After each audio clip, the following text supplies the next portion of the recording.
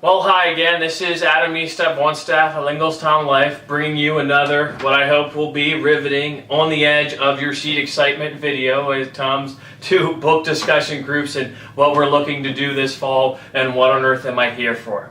This particular video, we're going to talk about hosting. What does it mean to be the host with the most, or hostess with the mostest? And for that, I'd love for you, one of the links down below when you get a free moment, is going to be this great video done by some folks I know at Community Christian Church. They're in the Chicagoland area. They're a multi-site church. They have 10, 12 campuses that, and they do some great media and do some great things for church folks. And one of them talks about this very idea of welcoming folks into a small group environment that our book discussion groups will be similar to. And so if you get a chance, take a look at that video. That'll be helpful. It might give you a little bit of a laugh and kind of give you in a facetious way what people might be looking at and what people might be feeling and thinking as they come into a new small group setting, a book discussion group setting. So I hope you take a look at that in a few minutes. Now, what do you need to be concerned about if you've talked with your partner and you've decided, you know what, I love to host, I love having people over to my house, I love throwing parties, I love those kind of things. These are the people that'll make great hosts, and I probably can't really add much more than, if you really enjoy that, than what you've already known as what goes into making it a place hospitable, what makes it really a great place to hang out. But we will want to talk about some things that might be a little bit different, because we're talking about it maybe a different environment than perhaps a party or an open house or those kind of things. Now the real key word here is think warm, think friendly, and that's what we want people to feel when they come into a book discussion group. They want to feel warm. They want it to feel like a friendly place, not all that different perhaps than what we hope people experience as they come to worship at Linglestown Life. We want people to come in and feel warm, feel like this is a friendly place that they can come to and perhaps make this their worship home. And so the same sort of thing is true for our book discussion groups, okay? So what goes into that? You want to think about comfort. Think about, especially because we have DVD for this particular series, is there a comfortable place for everybody to sit and be able to see a DVD on a TV screen? Is the seating right? So you may want to look at the seating. You may want to look, is there enough space for everyone?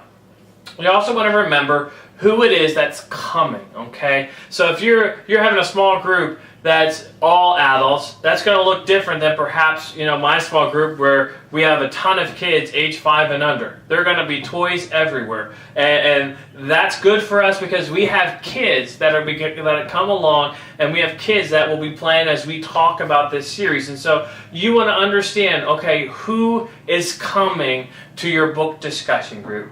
And that also plays into what sort of items, refreshments you may want to offer. Now, don't feel that you have to provide a grandiose meal or some fantastic baked item or what have you. Play to your strengths. Understand who's coming. If you have families, a ton of coffee may not be a great idea, or perhaps soda is not necessarily a great idea if there are going to be a lot of kids around. Now, juice boxes will be great if you have a lot of kids. Now, on the other hand, if you have all adults and you throw a Capri Sun in their lap and say, well, this is your beverage for tonight, may not be exactly what you want to go for. And so understand who is coming and offer items that are going to make them feel comfortable, that are fitting. And most importantly, as we think about this, as we think long term, and our hope, as we've said, is that these groups will live on beyond just the 6-7 weeks we have for this series of What on Earth Am I Here For? So a key thing here is going to be that it's sustainable. That you don't set yourself up for something you can't or the group can't sustain over a period of time. I remember one of the first small group experiences I had was we decided we were going to get together for a meal every week. And while, for a time it worked out and everyone bought a little dish and whoever hosted made the main sort of dish or meat of some sort, after a while, it just got to be too much. I mean, and you got 10 people there, and you're trying to think, okay, how are we going to feed all these people? So you want to make sure it's going to be something that's sustainable. And so some other things you might want to consider is, as you host, something you might want to consider is maybe it'll be good, especially if you're familiar with the other people in your group, to rotate the location. Is that something that's feasible, to share that responsibility, to delegate that to others, and to maybe, if others really love having people at their house, it makes them feel like they're involved and it gives them something to look forward to, especially if perhaps maybe they don't really aren't really a discussion type person, but man, they love to bake or they love to make sure people are cared for. It gives some of these maybe more introverted people a way to participate in the group. So that's something you might want to discuss. Maybe not immediately as you get together, but down the road, especially as you maybe meet beyond just the confines of what on earth am I here for.